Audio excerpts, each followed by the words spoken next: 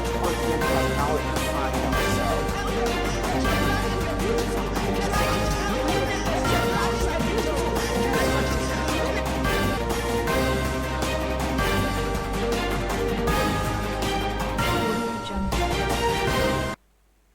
Hello and welcome to TOS TV, your digital first Pan-African network. I am Adesuwa Osui and this is TOS News Track. Governor of Lagos State, Babajide Sanwo-Olu, has extended the work from home directive to all state public servants on grade levels 14 and below from Monday 3rd February to Friday 26 February 2021. A statement signed by the head of service Hakim Muri-Okunola noted with concern that pockets of coronavirus infections had been observed among public servants in the state.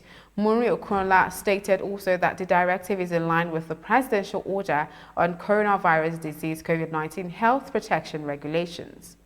Away from COVID-19 to politics, where the main opposition party, People's Democratic Party, PDP, Yoruba Social Political Group, Afenifere, and some individuals have expressed surprise that 10 governors of the All Progressive Congress could abandon their state duties to accompany President Muhammadu Buhari to revalidate his membership of the party in his hometown, Daura, Katsina State, on Saturday. The PDP described the decision of the governors to accompany the president as a height of irresponsibility. It also described the trip as a jamboree. The National Publicity Secretary of the PDP, Kola Ologbodiyan, said this in a telephone interview in Abuja on Saturday. Also, Afenifere said the governors merely displaced what it described as their idleness by embarking on the trip. The National Publicity Secretary of the group, Yinka Odumakin, said that the governors were not busy in their respective states. In a related development, President Muhammadu Buhari on Saturday said his administration doesn't have money to share as he spoke to leaders of the All Progressive Congress APC in Daura, Katsina State.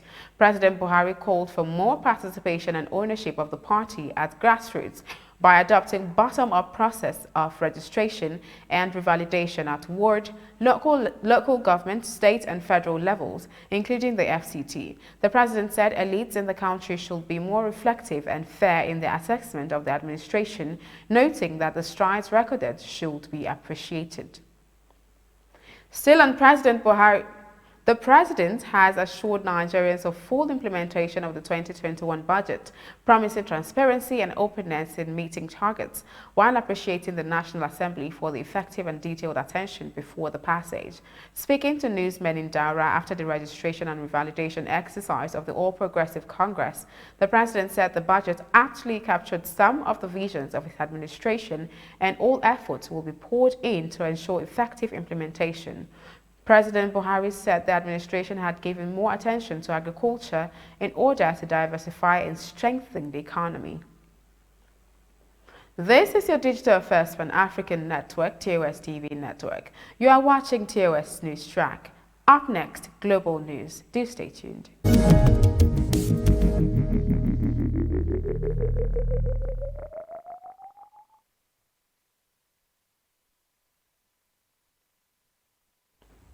Militant Islamists in Somalia were involved in a gun battle with security forces at a hotel in the capital, Mogadishu. Al-Shabaab said it was behind the attack, which began with a car bomb on Sunday afternoon. It is not yet confirmed how many casualties there are, but police said many people had been rescued.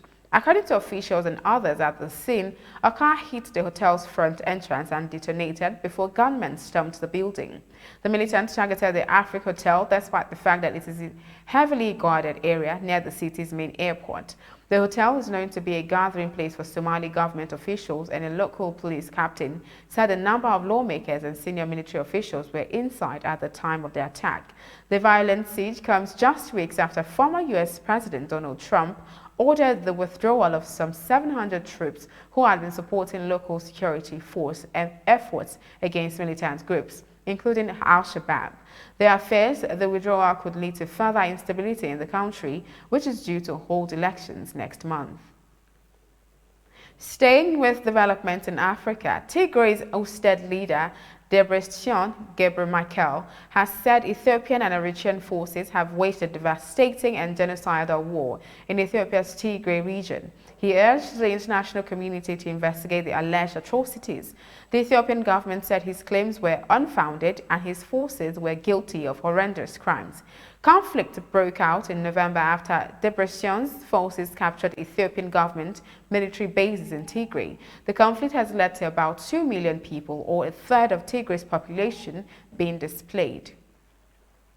Away from Africa, thousands of Russians have been taking part in unauthorized protests to demand the release of the jailed opposition leader Alexei Navalny.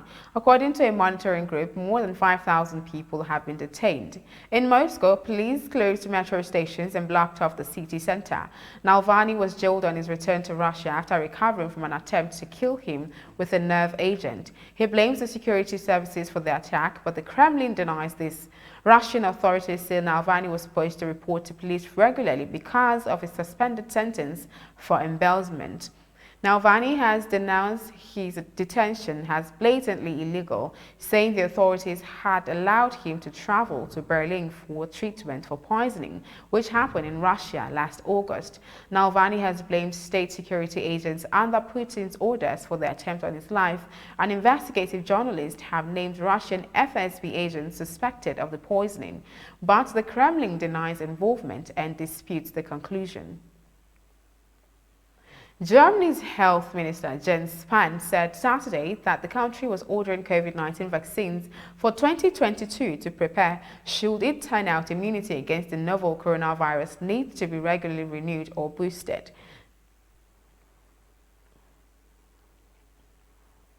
Canada marked a grim milestone as the country's coronavirus death toll pushed past 20,000 on Sunday.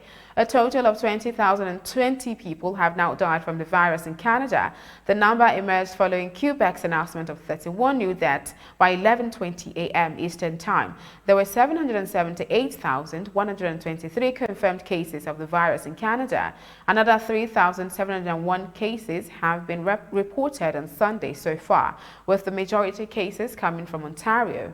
So far, health authorities have administered 952,296 COVID-19 vaccine doses, while more than 22 million tests have also been administered across the country. Canada's Chief Public Health Officer, Dr. Theresa Tam, said on Friday the number of new deadly cases was at a downward trend, but advised against easing back on current COVID-19 restrictions and measures. Sunday's fatalities come on the same day the federal government's new travel restrictions go into effect. This is your digital first Pan-African network, TOS TV network. You are watching TOS News Track. Still ahead, business and sports. Do stay tuned for more stories.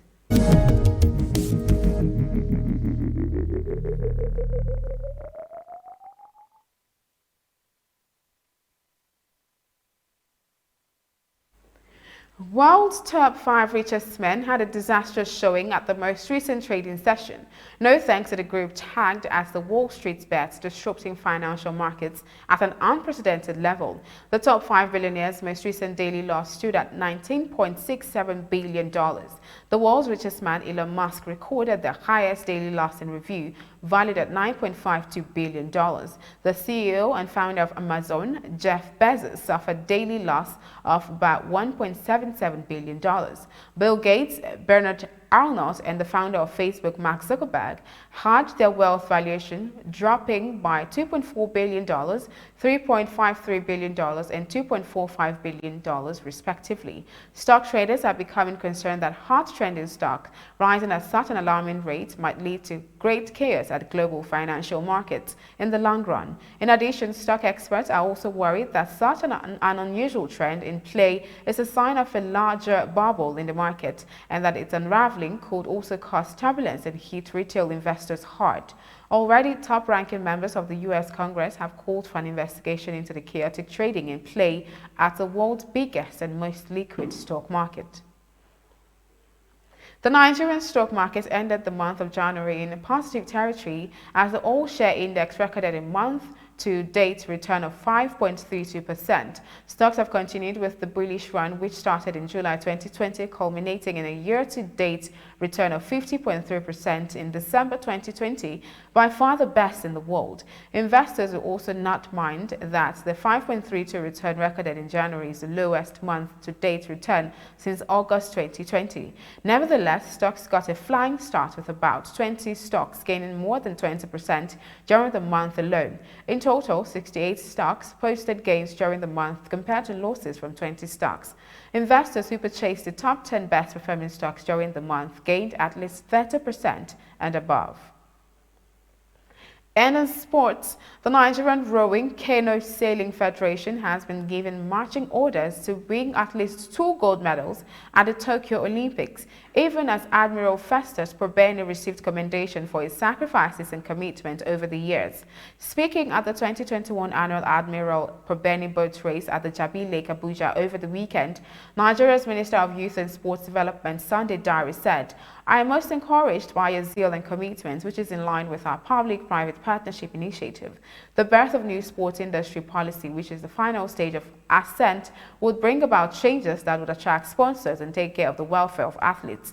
This should motivate other federations to key into the vision of the Ministry of Youth and Sports Development."